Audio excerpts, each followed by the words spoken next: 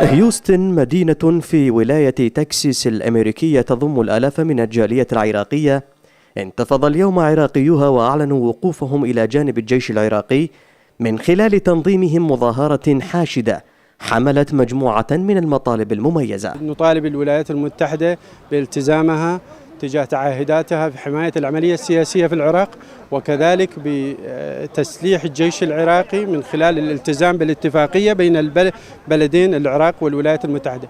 كذلك نطالب الحكومة العراقية بالكشف عن أسماء الجهات الداعمة للإرهاب ومحاكمتها. نطالب الولايات المتحدة بأخذ إجراءات حازمة ولازم بأقرب وقت ضد كل دولة شاركت بالإرهاب، شاركت بقتل ملايين العراقيين من 2003 لحد الآن.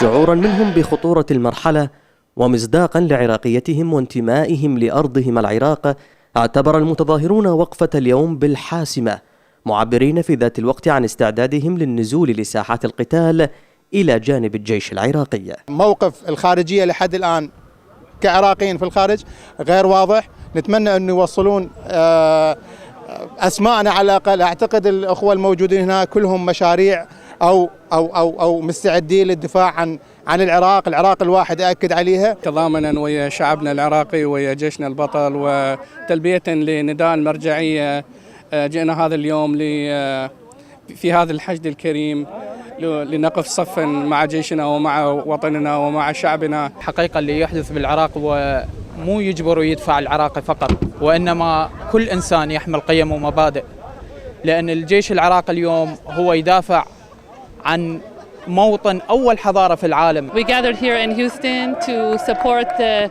Jaish al-Iraqiyya and Sayyid Sistani, and that the Shia and Sunni and everybody in America we stand with you. المؤامرة الكبرى التي تحاك ضد الشعب العراقي وغربان الشر التي جاءت إليه من عبر الحدود دفعت بالمغتربين العراقيين هنا إلى المجيء لنصرة الجيش العراقي ومساندته.